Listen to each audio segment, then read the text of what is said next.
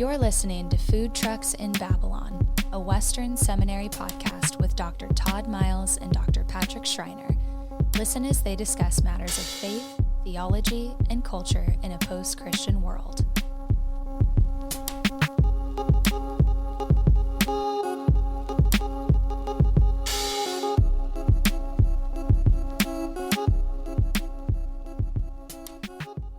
Hello, this is Todd. And this is Patrick.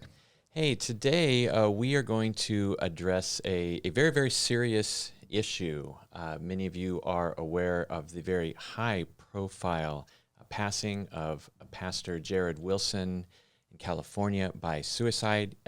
Made all the more painful because he was such an advocate for those struggling with mental illness. And so today, Patrick and I have invited Dr. Kay Bruce, faculty member here at Western Seminary and in the counseling program. As a matter of fact, she is the chair of the counseling program. And so thanks for coming in and talking with us about such a significant, serious issue. Thanks for inviting me. It is an important issue.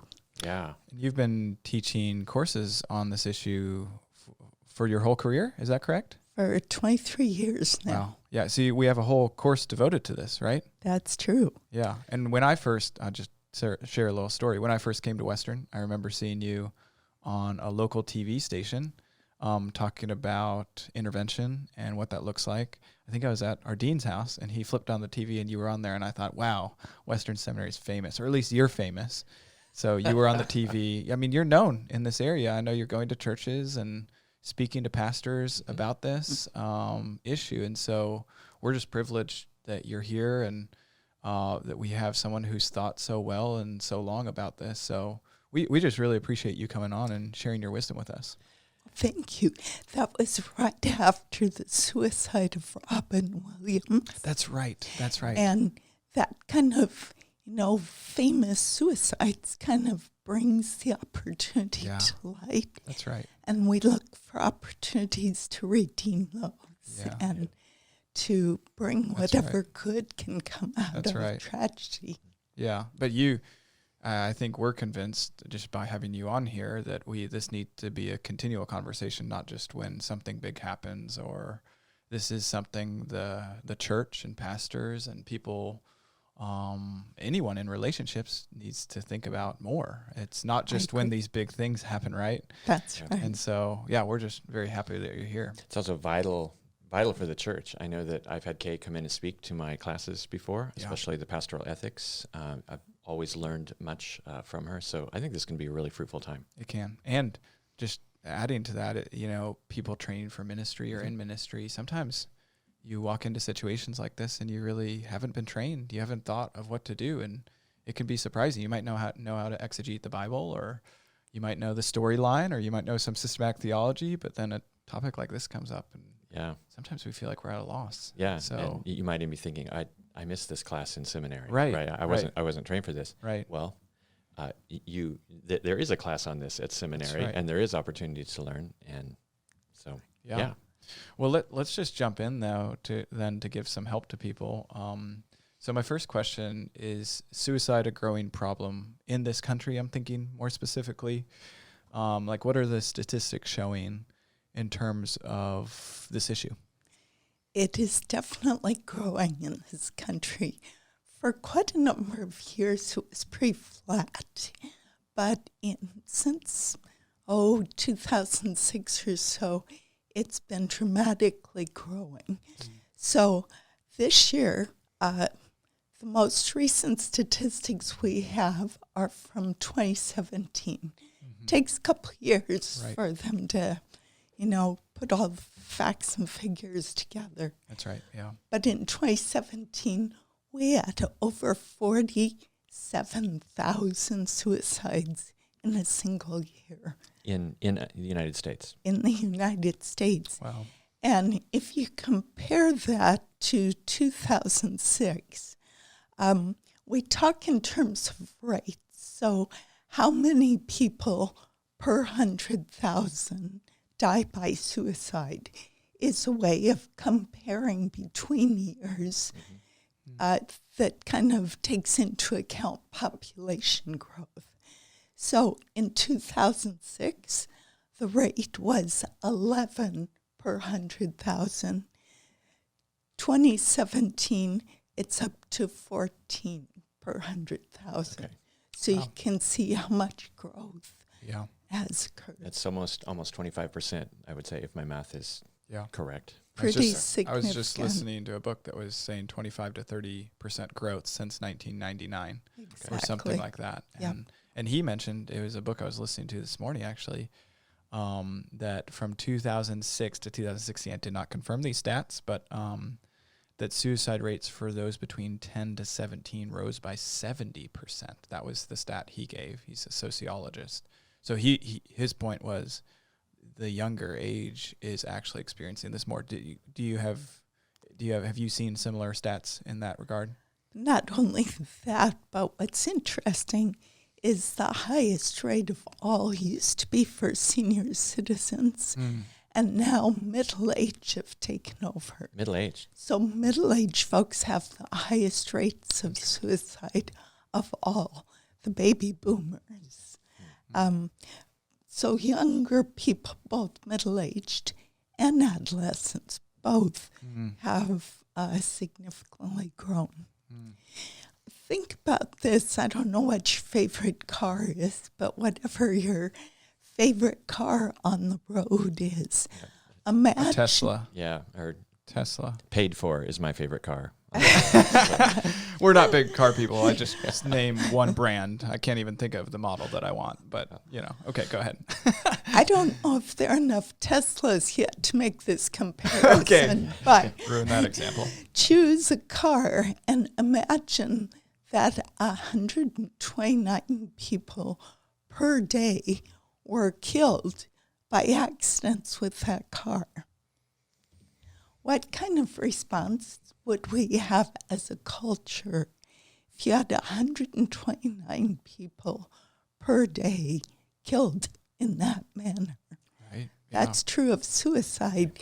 We should be making a much bigger issue out of this Right. because it's about the only totally preventable form of death we have. Yeah. It's the 10th leading cause of death. Think about, we've got cancers and accidents and all kinds of physical conditions. Suicide is number 10. Wow. Yeah, definitely. So it seems that the stats are showing that is becoming more of an issue. Do you have any, obviously this question is not fair because there's so many factors that go into it, but do you have any thoughts in terms of why it's becoming more of an issue? And again, that answer is probably, it would take forever to answer and we can't always know, but just any thoughts about why you think that's the case? And as you say, these are some of my personal observations. Yeah, right. But the most recent big study by the Pew Research Center found that 65% of American adults describe themselves as Christians. That's down 12% over the past decade. But what's even more significant than that is that 17% of Americans describe their own religion as nothing in particular, which tells you, almost 1 in 5 people have no global sense of hope or purpose beyond just the temporary. It's like Nothing transcendent. exactly Yeah. no hope of some greater good long term. I think activism has become very popular today, and it highlights lots of problems. Activism in terms of speaking to this issue, or activism in Just what? in general. general, That's like social It activism. highlights all kinds of problems. Okay, I gotcha. But what's not popular is to come up with solutions. So right now it's popular to talk about all the ills and negative I of gotcha. society. Yeah. Right. Like we feed on outrage. Yeah, Exactly. We just love our outrage. So we talk about what's Exactly. wrong and we don't but we're not never come to a solution. collaborative. Yeah. We don't Right. work towards solutions. We like to deconstruct things, and it's popular to seek, but never to find. You can't have any absolute answers. And when I think from my psychology background, if you have questions, but you're never allowed to find answers, that just contributes to anxiety and stress. Right. The media portrays money, sex, violence as supreme values, but none of these are ultimately satisfying. And interestingly, suicide is repeatedly depicted as the natural response to despair. So if you think... So there's like a permission almost that's being given, you're saying? Absolutely. Okay. Wasn't there a movie recently or a show that actually depicted that people were pretty upset about? Yeah. It's hard to find even comedy movies without suicide scenes in them. I've forgotten how many times you've seen Bill Murray commit suicide. Oh, in Groundhog Day. In Groundhog Day, exactly. Oh, right. And we laugh our way through it. Yeah. It's part of our culture. Think about this. If someone attempts suicide and they don't die, one of the common phrases is they weren't successful. Yeah. Yeah. Think about that language Right. and how we use Right. that. That movie or show is 13 Reasons Why. Oh, yeah, that's another one, Yeah. yes. Right. America's culture of individualism, isolationism, it's fueled by digital connection that often detracts from true human connection. Yep. So we feel alone and isolated with our despair. Yeah. I mentioned that book that I was listening to. I listened to books on Audible this morning. It's David Brooks. Have you heard of him? Yeah. He writes for New York Times. He's like an opinion columnist there. The road to character. Yep. Okay. So he has a new book called The Second Mountain, which is about kind of reaching this different plateau of your life that's not so career focused, but more relationally and virtue focused and community focused. He was talking about, surprisingly, this issue of suicide, and he gave 4 reasons why he thinks it has increased. It lines up very well with what you just said. So let me just give them to you. The crisis of being lonely. So he's talking about the extreme individualism that has now infiltrated society since especially the 50s and 40s, when there was more kind of community. And he's talking about together. in America. In America, specifically, yeah. In particular. So he just said people are more lonely. The way that we build houses these days, you don't see your neighbors as much. You don't interact with people. You don't have communities anymore. Then he talked about distrust and alienation, that we don't trust one another, and so we alienate from one another, and that contributes to loneliness. Crisis of meaning, and you're talking about kind of a transcendent hope. He just said people don't know what to live for anymore. It's hard to know. And then the 4th one he gave was tribalism. He thinks that's a response of all these, that you come together in these little tribes, and you're trying to kind of fix that lack of community, that lack of sense of transcendence. But usually what it does is it just exacerbates the problem because you're just all complaining about the same thing. So very similar, actually, to what you just said. I thought it was really interesting listening to that this morning, preparing for this interview.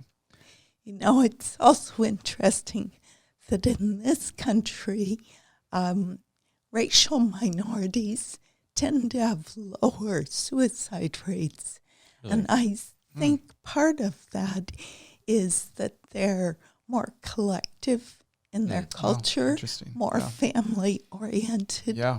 And the white culture has become so individualistic and isolated. Oh, interesting. That I think that's part of the difference. Yeah, that's a good.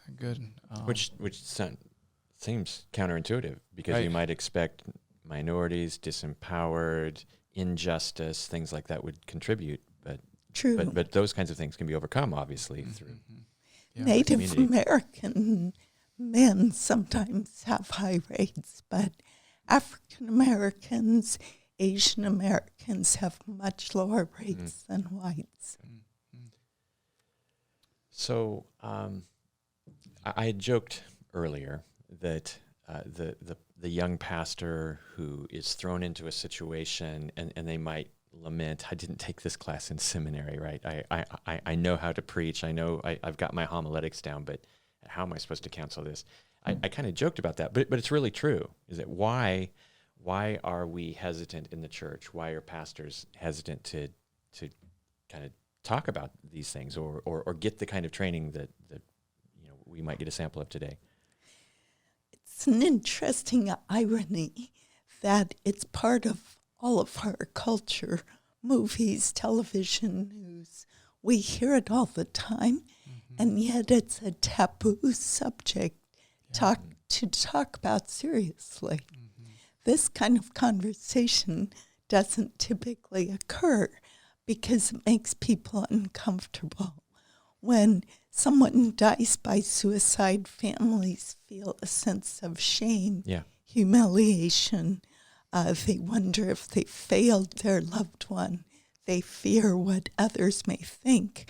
Church cultures may ascribe suicide as indicative of inadequate faith. We feel some measure of guilt that we're not good enough, that we didn't help enough, or somehow failed in supporting that person's faith.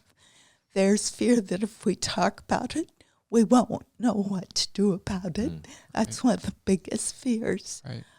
Pastors often quietly deal with their own level of despair, not having anyone safe to talk to. Right.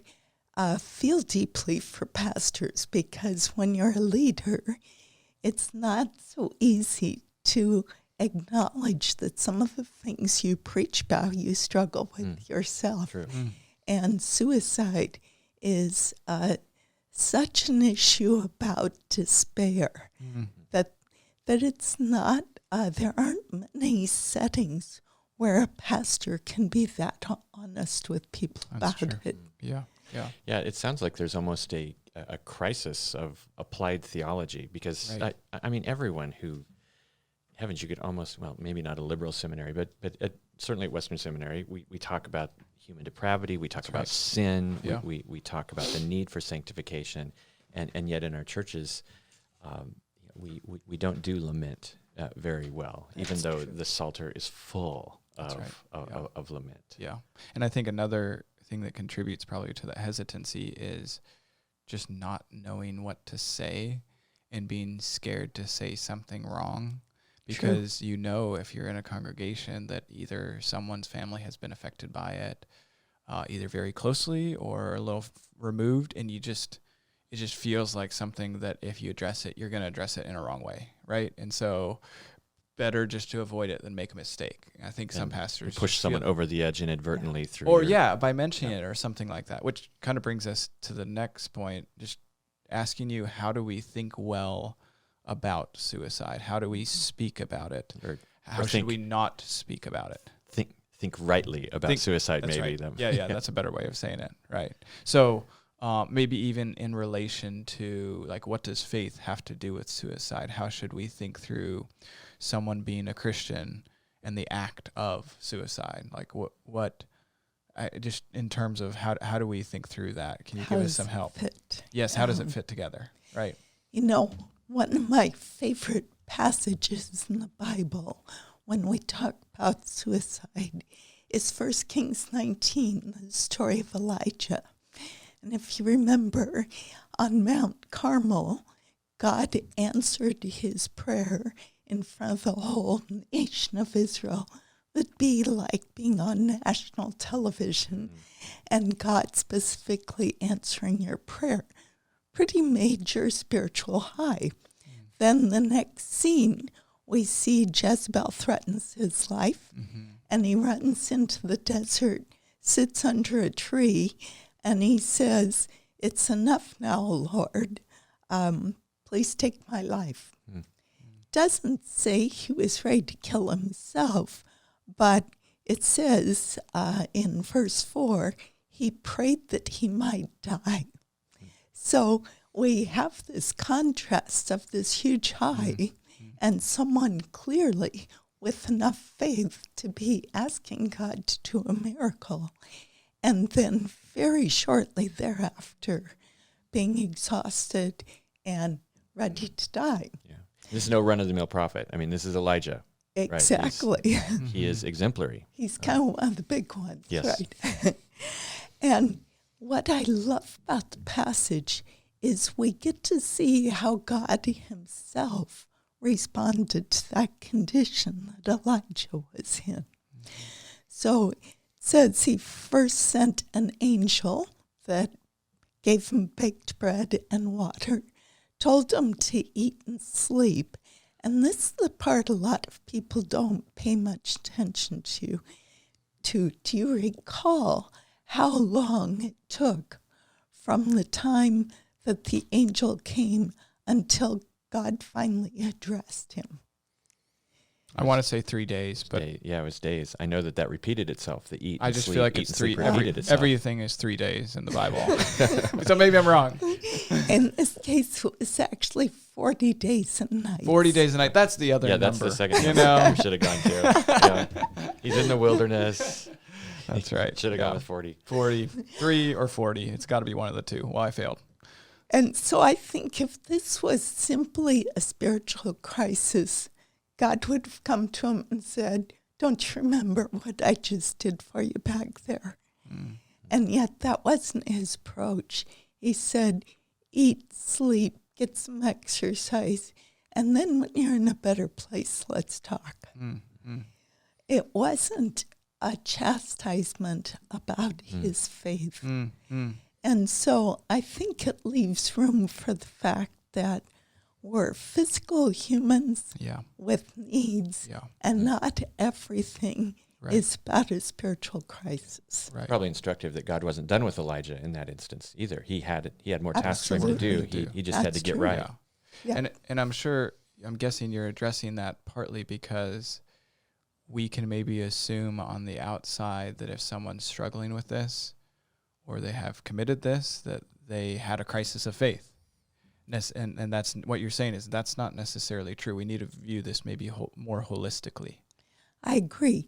They might even view that it's just a lack of faith. A lack of faith. And if right. I just share the gospel with them, Right. they'll be fine. Yeah. And while a good suicide intervention may help preserve life, of course it doesn't ultimately save a life. Right. Only God can do that. But by intervening, we can give people more time. Mm-hmm. Yeah. So Jared Wilson, I think there's a famous quote that came out from him in relation to this. I just want to hear, maybe put you on the spot here, but he says, loving Jesus doesn't always cure suicidal thoughts. And I found that helpful in terms of thinking through, like, look, it's not necessarily, like you're saying, a crisis of faith, that we need to think of it more holistically, that maybe sometimes in the church we have this reductionistic view to say, go read your Bible and pray more and love Jesus more, and that will fix this. And the example from Elijah that you're giving is saying, well, that certainly there's some truth, like something in there that we want to encourage, but that's just not a holistic perspective of it. I think that's well said. Okay. Yeah. Well, we're going to take a little break here. This has been really helpful, but we're going to come back and continue to talk about how we can think rightly about suicide.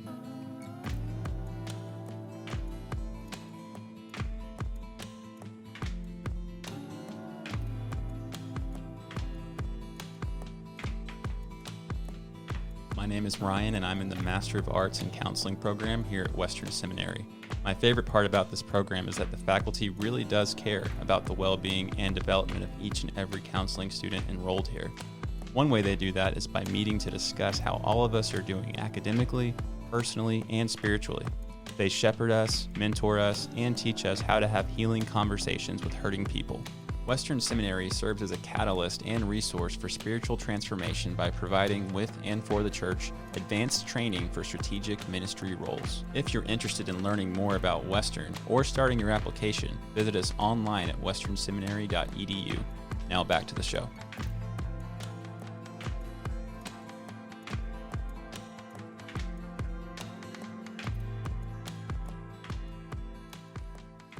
Welcome back. We're still here with Kay Bruce, who teaches here at Western. We're talking about suicide.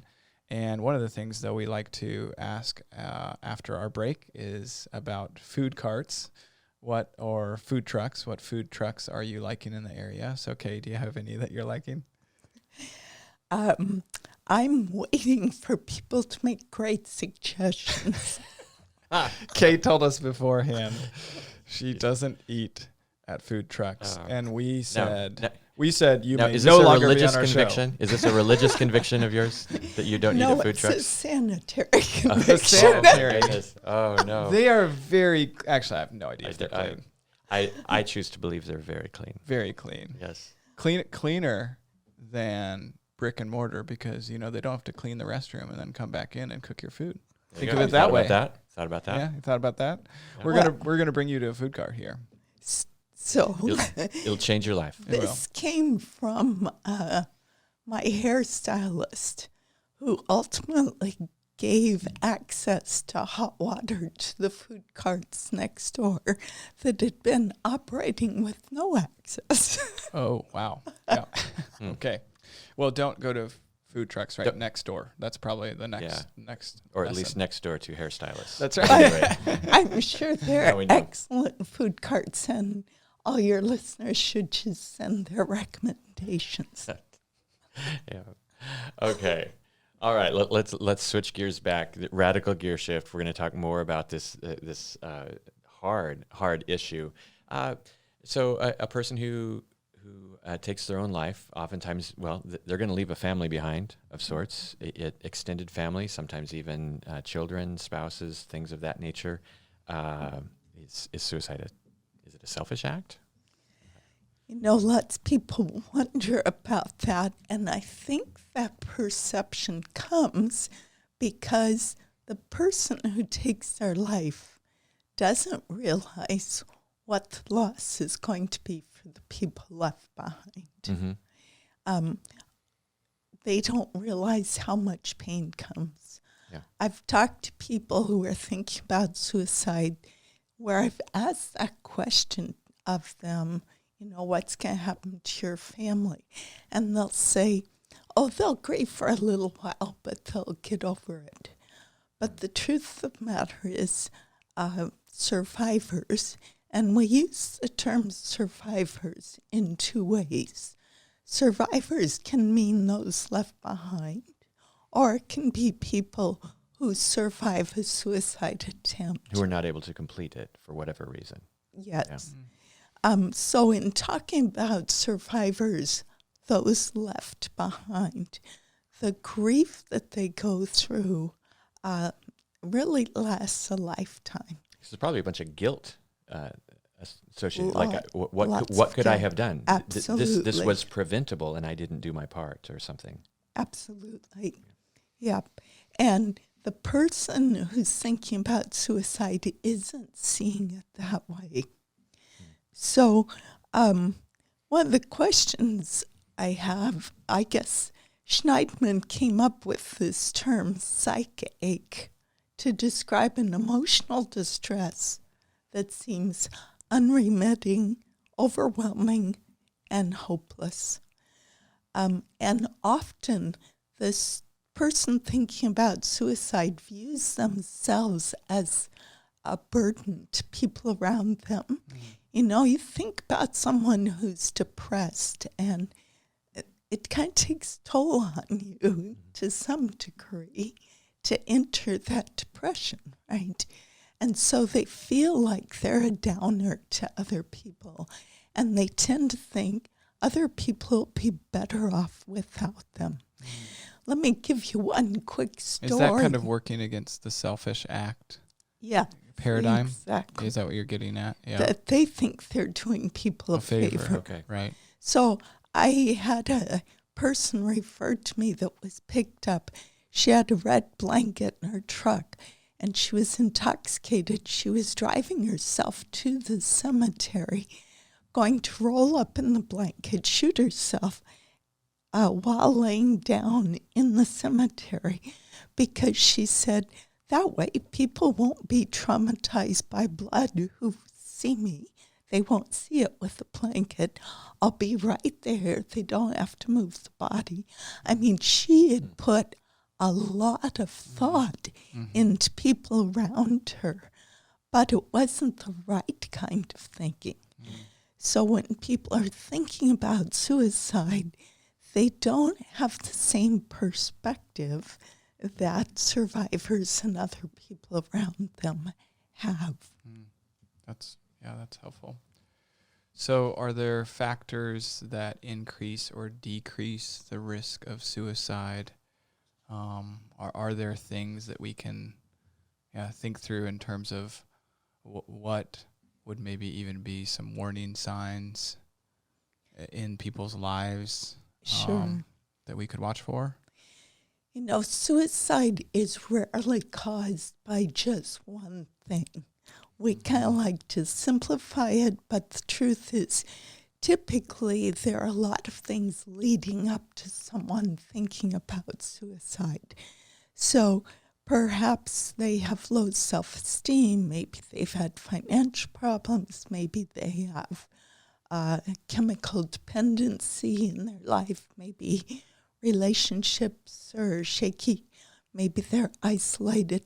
But then you can have kind of a last straw event that occurs. So spouse asks for a divorce, or there's a death of someone really important to them, or they lose their job, or there can be all kinds of major losses that occur, a diagnosis of a terminal illness or a mental illness, some kind of last straw that they're already vulnerable, and then you add that on top of it, and it's like that kind of pushes them over the edge. Firearms account for 50.6% of suicide deaths, according to last calculations. So if you have someone who's depressed and they have a gun there, that increases risk. If you look at what kinds of methods people tend to use, they use what's available to them. And so police officers use guns. People in jails hang themselves because that's what's available. So having lethal means there with someone who's depressed. And then if you add on alcohol or chemical dependency of some sort, that really increases the risk. Do you know alcohol is a depressant?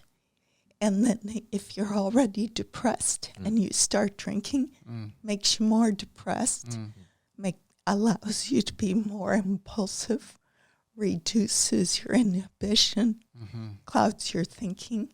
Yeah, especially about long-term effects. Absolutely. Yeah. So if you combine someone who's already struggling, they've had a lost straw event, there's lethal means there, and there's some kind of chemical on board, that makes for a pretty dangerous situation. Yeah, so for pastors, but really for anybody, as we encounter people, loved ones, family, friends, what would be some warning signs?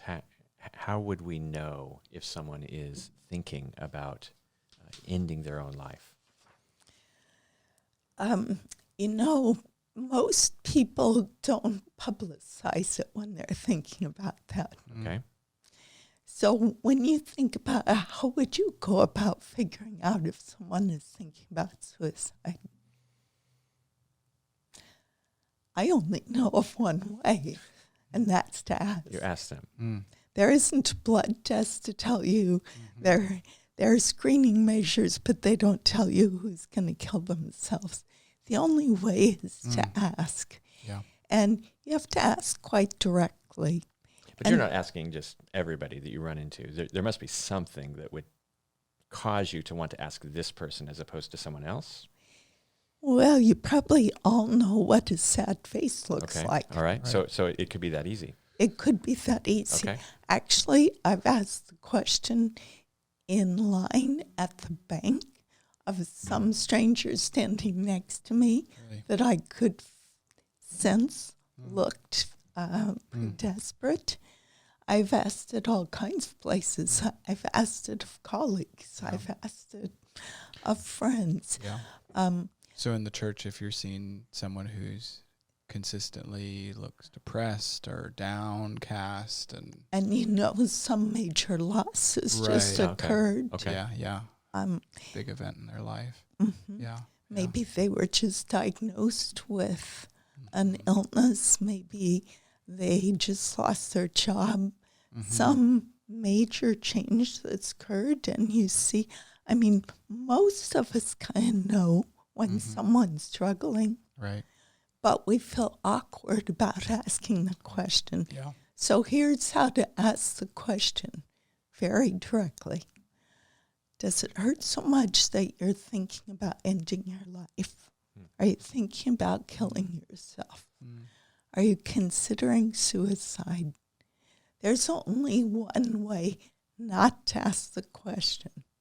You're not thinking about suicide, are you? Yeah. Gotcha. Yeah. The implied answer is no. Yeah. I'm not. Right. You're leading them. Please don't tell me that you're thinking Exactly. of this. Right. Right. So you're encouraging someone to be dishonest Right. that Okay. way. Right.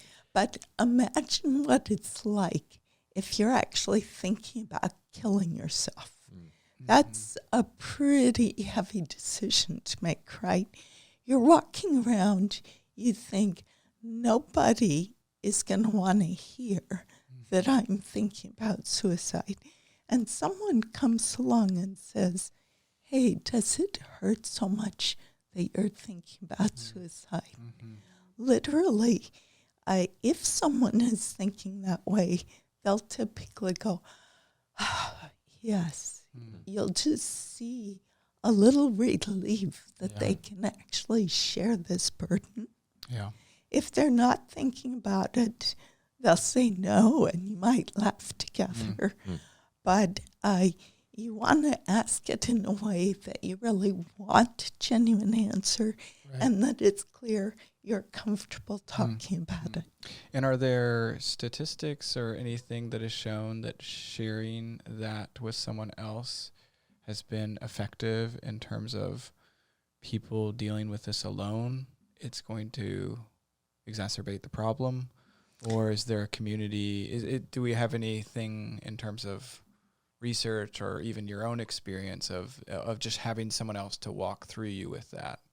Is that... Absolutely. There are lots of studies. I don't know that I can quote numbers for you at the moment, but there are studies that show that when people implement strategies of simply asking the question, coming up with a safety plan and supporting people, that the number of suicides drop dramatically. You could do a YouTube search, and the Henry Ford hospital system has developed a zero tolerance policy for suicide. And even in their hospital settings, just training the medical staff, they've had an amazing drop in the number of suicides of people who have been hospitalized just because of that attention to the issue. And you're not... Oh, sorry. I was just going to say, I imagine there might be people who are wondering, okay, I see someone who's down, they're depressed. If I mention suicide, won't that just put the idea into their head? That's a great question. That was my question. Okay. Thanks for asking it. But think back to our earlier discussion about the fact that it's so much part of our culture. No one is going to say, oh, suicide, how come I didn't think of that? Okay. It's just kind of a natural part of what we know that people do. Probably if I asked you, if I said there's a bridge that's a story of hope and tragedy because there have been over 2,000 documented suicides from that bridge, would you know what bridge that is? Imagine Golden Gate Bridge. Absolutely. So where did you learn that? Internets. It's just part of our culture. Every audience I've ever talked to knows the answer to that question because suicide is just very prevalent. We just don't talk about it in healthy ways. Or if you watch Mary Poppins, it would be the London Bridge, right? Absolutely. Yeah. Do you know, in the original Mary Poppins, the father lost his job at the bank, and so the house help were talking with the wife, and they said, wouldn't it hurt to dredge the river? There's a popular spot with jumpers there. Yeah. And when he comes home, the wife says, oh, George, you didn't jump. How sensible of you. This is a kid's movie. Mm-hmm. Yeah.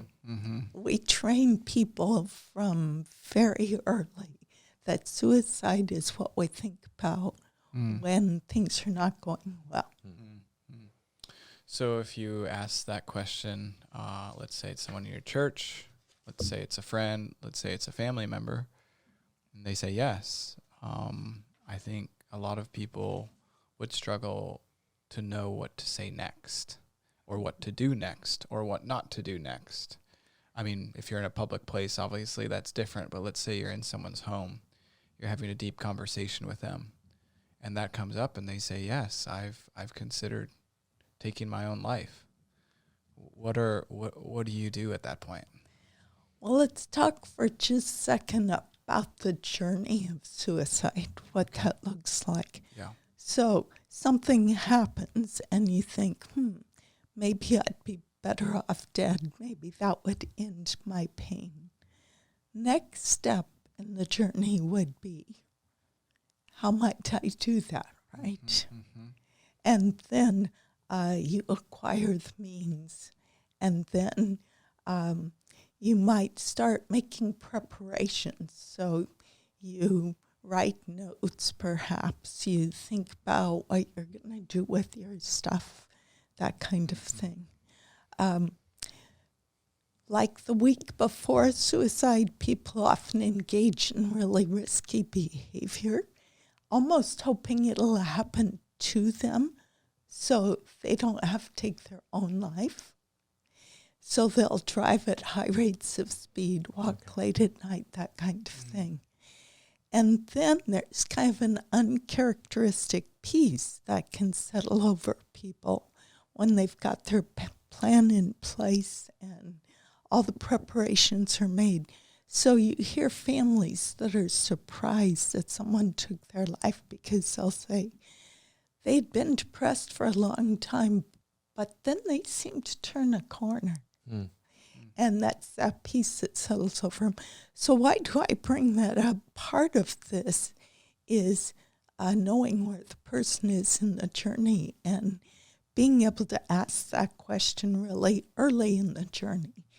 If I said to you, which is easier to talk someone out of, talk girl to call off wedding after she sent the invitations or before the proposal?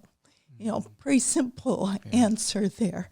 Same is true with suicide when you have someone that's early in the process, just thinking about it. It's much easier to come up with a plan to help them get through this than if they're down the road and committed to this course of action. So can I ask a follow-up question about Sure. that? So are you saying some of the questions that need to come next are figuring out where they are on that journey, as you called it? Have they thought of how they might do this?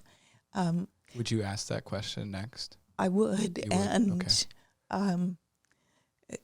have they thought of a time? Okay.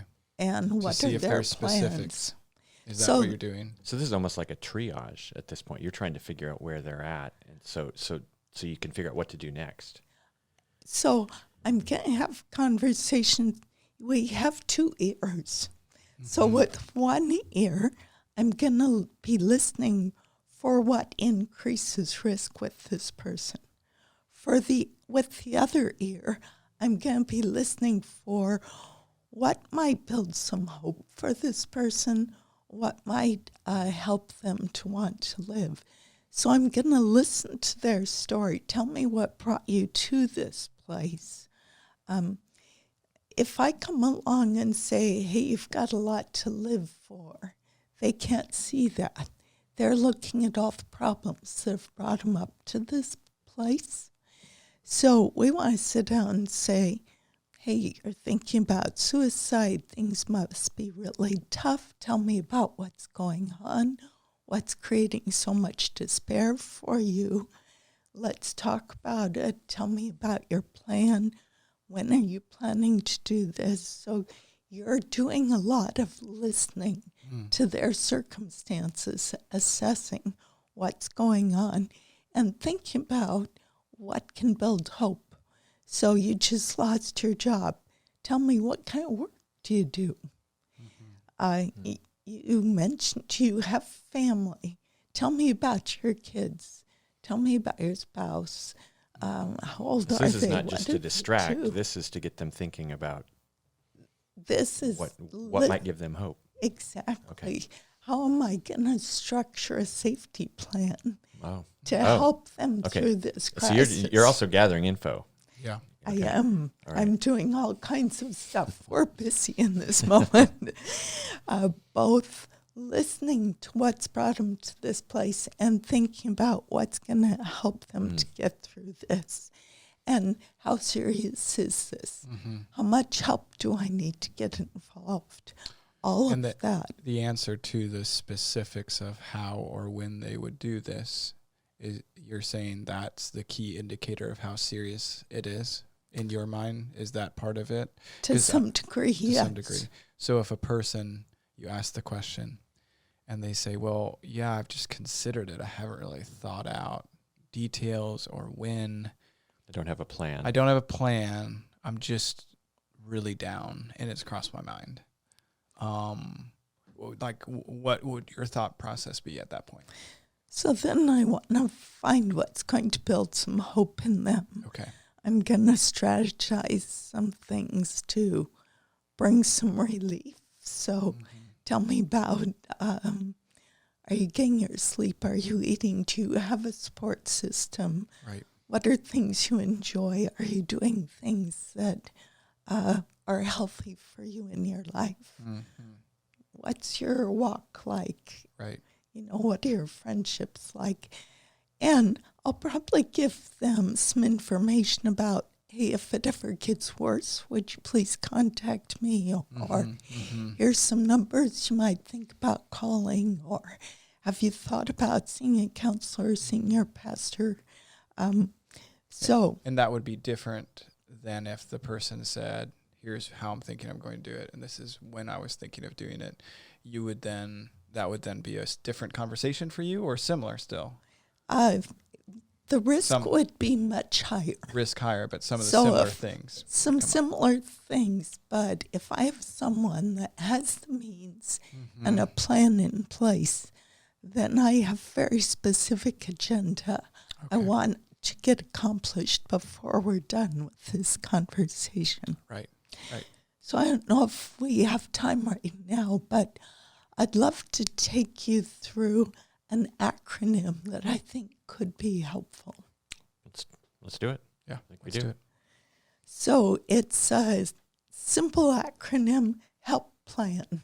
Help plan. HELP plan. Help plan. I got it. So the H stands for hear the cry for help. So first of all, noticing warning signs. Then the E is evaluate risk. That tells you I need to ask the question, are you thinking about suicide? If you are, do you have a plan? Do you have a method in mind? Then L, listen with both ears to the problems and possibilities. Sounded like you needed 3 or 4 ears when you were talking earlier. But you're listening for things that increase risk. You're listening for things that might decrease risk. So listen for problems and possibilities. And by the way, in that, if you listen carefully, at some point you'll probably connect with that feeling of despair, which is actually important to do because you kind of take off that phony mask and you get really real when you realize this is serious, it's a real problem.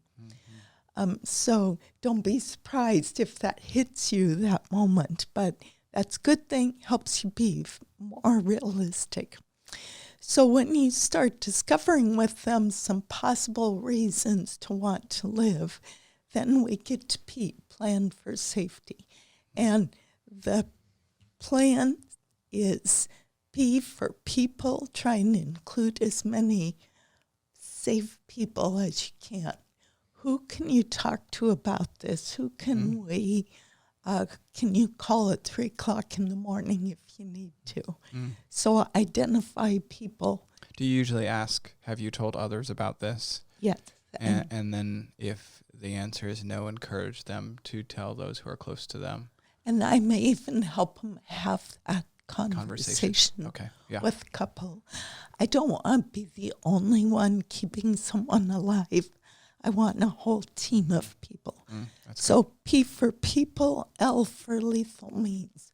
We want to remove the means. If they've got a gun, we want to find someone who would take possession of it. If they have pills, sometimes they need those pills, but someone could give it to them in a daily dose. So we want to remove the means. Do you address that directly? Do you address that directly with them? Absolutely. Okay. So I'm going to say, hey, that gun just makes it really tempting to you. Yeah. Would you have someone that would be safe that you could give it to for this time while you're in crises? Gotcha. Yeah. Crises don't usually last forever. It's usually plus or minus 3 weeks. So it's not a forever time usually. And so this is a different conversation maybe we can get into later, but there is a difference between people who are having a one-time crisis versus people who are kind of chronically suicidal. Right. If this is a one-time crisis, if you can just get them through this Just one write it out. crisis, they often will never be suicidal again. Okay. So just helping them through that. So get rid of the means and secure a promise to stay clean and sober. So that's the A for alcohol and drugs during this crisis time. And it might involve going to an AA meeting, an NA meeting, Celebrate Recovery, contact their sponsor. Paul Quinnett, who is a big name in this area, says there is no safety without sobriety. Oh. The increase with someone who is depressed and suicidal of them following through with alcohol is huge. So, Oh, wow. and then... So at that point when you're talking to them, you then would encourage them to not drink, to not, I mean, what other, is it mainly just drinking that you'd, I mean, marijuana here in Oregon as well? Has there been stats on that? It's probably too early. It's probably, I don't know if I have stats on that, but certainly there are stats on meth, cocaine. Yeah. Right. But alcohol is a huge one. Okay. Yeah. So then we come to N, next steps, and you want to prioritize a list of things for them to do when they're tempted by suicidal thoughts. Explore with them what helps them feel better. Maybe it's putting on calming music. Maybe it's praying. Maybe they have a favorite verse that's helpful to them. Maybe going for a walk. You start brainstorming some things they can do. And if that doesn't work, then call your friend, whoever. And if that doesn't work or they're not home, call so-and-so. And if that doesn't work, call your pastor. If that doesn't work, call your counselor. If that doesn't work, call a crisis line. They're 24 hours. You can also text a crisis line anytime. If that doesn't work, seek hospitalization. So you come up with a list of things that with the first one not working, move to the next. And they commit to working through that plan. So help plan, hear the cry for help, evaluate the risk, listen for problems and possibilities, then plan for safety by bringing other people into the picture, think about possible referrals there. Remove the means, lethal means, that's the L, A, alcohol and drugs, remaining clean and sober, and N, next steps. What can you do when you're feeling that way? That's good. And last, you want to follow up with when can we get together next and make that a short time? Yeah. And can you repeat back what you're agreeing to? When you listen to them, repeat it back, you're listening for a couple of things. Are they taking ownership of it? Are they serious about it? Or are they just trying to get rid of you? And secondly, have you built a relationship with them? If you feel like you're just not getting anywhere, then I would say it's not safe to leave them in that condition. So if I have someone, I might work all the way through a safety plan, and I get to the end, and I think they're not buying into this, or I can't trust them. I'm probably still going to call some extra help, call for a county designated mental health professional to come, because personally I like to sleep at night. I don't want to go home wondering if this person is still at risk. I want to have some confidence in my gut that we have a good plan that they're buying into, and that I'm going to see them soon. And by the time I see them, that I know they've taken these steps. So you're saying if they are not owning that plan, that's going to raise more concerns. Absolutely. And that is where emergency services might come in, because I think some might ask, when do you call, and like you need to be admitted to a hospital or something like that. But you're also saying that maybe getting extra help, even if they are buying into that plan, you want to, is that what you're saying? I'm just trying to understand which situation is that, if they're not owning it or if they're owning it. If they're not owning it. If they're not owning it. If they're not owning it, and if you haven't built relationship. Relationship is key. Think in your own life. If you have someone else sharing a burden, how much easier it is to walk through that than if it's all on your shoulders, right? So the quality of relationship is key.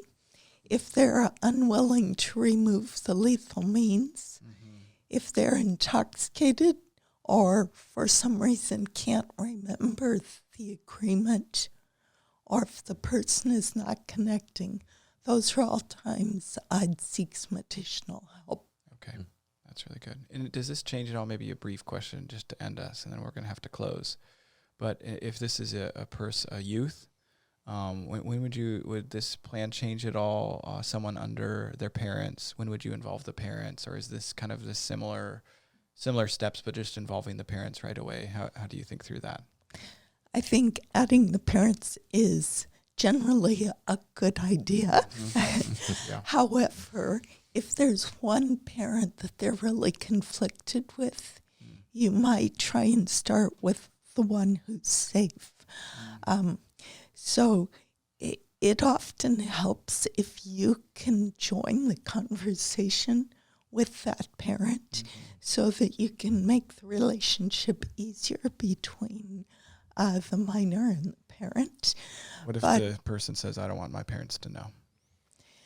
I might reflect back with them. Are there other times in life when they've been in a difficult situation that when their parents got involved, actually it was beneficial? So I might reflect back on other times and the roles there. Again, if you have an abusive parent, then I might not involve that parent. So you want to do it carefully. I don't usually like to work behind people's back. I want to be trustworthy to them. So I'm going to do my best to make it safe for us to have this conversation with the parents. That's really helpful. Well, Kay, this has been great. We're going to do a part 2 of this and talk more about these issues, and especially how it relates to the church. How it relates to the church, what's the role of the church, support groups in the church, how long does even grief last after a suicide, and things like that. So thank you so much for coming on with us, and part 2 will address some of these things. It's my pleasure. Thank you. Hey, this is Todd. We have received a lot of good feedback on this podcast. We have also received some questions. You have been emailing them to us, and we want to encourage you to consider that.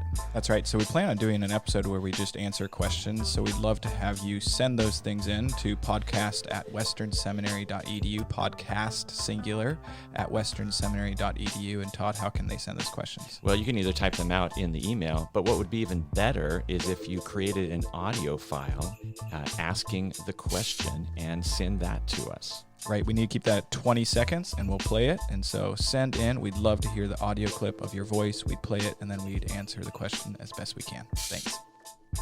Thanks for listening to Food Trucks in Babylon. The music you hear is provided by our friends at Humble Beast Records. If you like the show, please leave us a review and feel free to subscribe. To learn more about Western Seminary, visit us at westernseminary.edu.